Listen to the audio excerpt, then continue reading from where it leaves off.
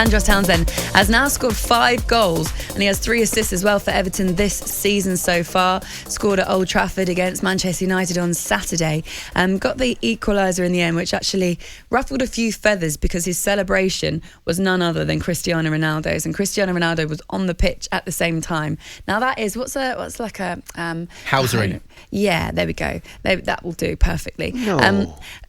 Do you not think so? No. Well, he came out afterwards and said, "Look, I did it in.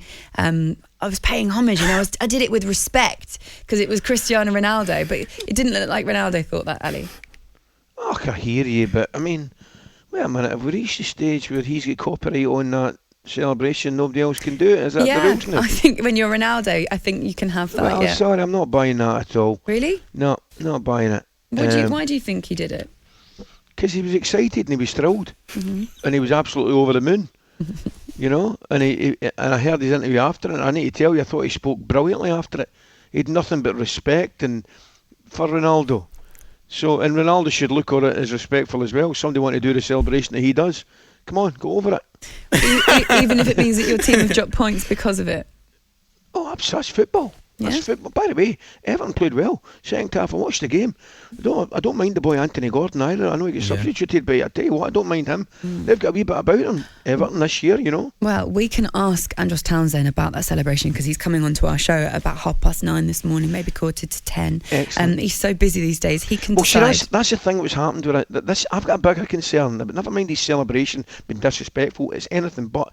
I've got a bigger concern, the fact that he used to go on this programme at 7 o'clock, and now he's like, I scored at the weekend, I'll come on about 9:45. Do you know if you were getting that kind of treatment off Townsend? Yeah, Rafa's rules. How has Andros not made the England squad? Answer me that question, Ali McCoist. 5 goals, 3 assists. Why is he not in this England squad? No, I'm with you. The statistics are unbelievable. Yeah, but it is clearly it's just competition for places. Well, you pick players on form, Gareth Southgate always said. So why isn't Andros in the team? Well, Sancho shouldn't be in it then. Well, I agree. I think Andros should be in. Foden, Grealish, Townsend playing behind Harry Kane. How about that? Are you just saying this because you interviewed him, because he's a friend of the show, because he's coming up later on today? No, because he's in brilliant form, Laura. And Gareth Southgate says he's picking players on form. So therefore, he should be in the England team. Who would you drop out? Jadon Sancho's had a tough start to the season. Yeah. Let's talk a bit of Rafa Benitez, a bit of Andros Townsend. Tony Cascarino writes this morning in The Times, we rightly praise recruitment teams for the hard work they do, but sometimes transfers such as that of Andros Townsend are more down to just initiative. Rafa Benitez had worked briefly with the winger at Newcastle, and the Spaniard would have played a big part in his move to Merseyside. Townsend was not the most popular signing when he arrived at Goodison Park, but he now has 5 goals in 9 appearances, and he's taken centre stage alongside Damari Gray. Ali, on a serious note, I remember talking with Andros off air when he came in the summer. He wasn't sure where he's going to be playing football in this season. We thought, will he have to move abroad? Will he have to drop down to the Championship? But it is incredible. He got given a chance by Everton, and all jokes aside, he's been fantastic, hasn't he? Of course he has. He looks as if he's got a new lease of life.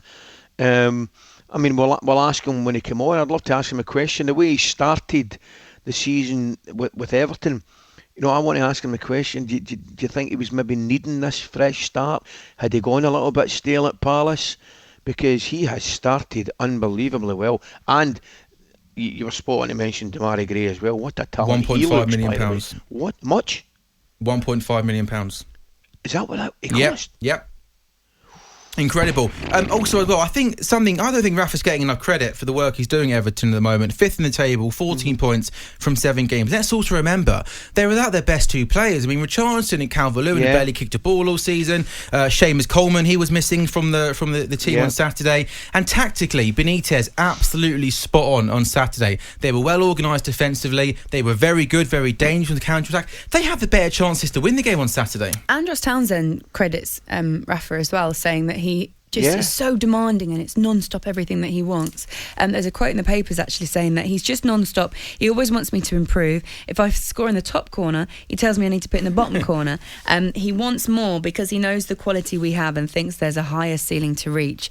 So you're right to bring up Rafa Benitez because there was question marks on whether or not he should have taken that job. Andrew's coming on a bit later so we can ask him all these sort of questions. He also credits his mum. Do you remember saying his mum had a show reel of all of his goals and he was like, look, this is the player that you are. Yeah. Yeah, put your little goal compilation. I also think which one more player to throw in the mix. You mentioned Anthony Gordon. I think Decore midfield, box-to-box midfielder, ENG, brilliant range of passing. I think he's been fantastic. Let's just touch a little bit on Man United. In the Mirror Football pull-out this morning, mutiny is in the air. David McDonnell says, outcoached again by rival boss and with one clean sheet in 18 matches. Ole is feeling the heat from a visibly frustrated Ronaldo to toxic abuse from fans. Even one of the star players, Bruno, admitted, we cannot do this anymore.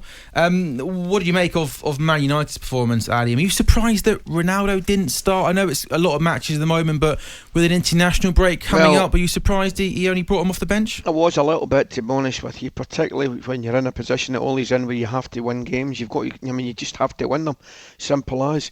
You cannot afford to drop points in the home games. If you want to challenge for the top, for the title, then these are the games that, with great respect to Everton, these are the games that Chelsea and City and that will look to win. And the pressure mounts, of course the pressure mounts. When that goal went in, I was delighted for Andros, but the first thing I thought, there's another problem for the B-man, and I detect a little bit of a turn, in general opinion, in terms of, moving forward. It's going to be interesting, and I don't know whose article that was you read there, Sam. David McDonnell in the Mirror. Yeah.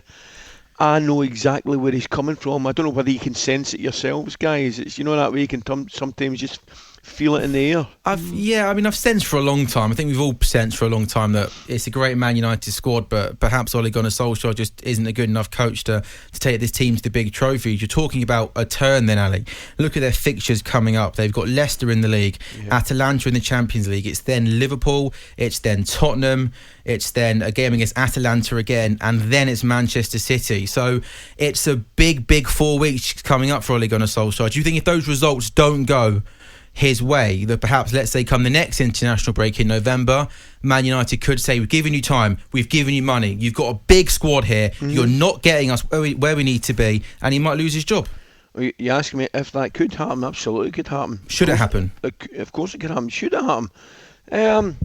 By the way, I'll answer the question after that period, because I'll tell you right now, they're the type of team, Manchester City, that more than capable of beating Liverpool. You know what I mean? They could beat Liverpool. They certainly could beat Manchester City. And I say one thing Solskjaer has done well in his time at United, when he does seem to be under pressure, they do tend to produce 2 or 3 good results in a week. Yeah, absolutely. No, it's a strange thing, United at the moment, because they've got sensational players. Let's no mince the words. They've got brilliant players that that really aren't getting the results they should at this moment in time.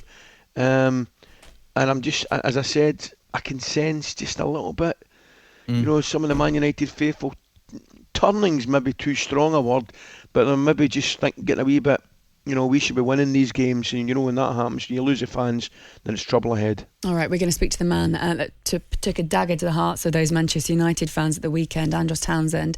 Coming up later on in the show, we had a message here from Danny. He's a toffee, and he says, can you dig out the footage of Alan Brazil giving Andros advice last year on how to score more goals, and ask him if he thinks that's attributed to his newfound form? Absolutely right. It can't be anything else. It's Rafa aside. It's all about Alan Brazil. talkSPORT Breakfast with Laura Woods, Monday to Wednesday morning 6 till 10 on AM, on DAB, via the talkSPORT app and on your smart speaker. talkSPORT.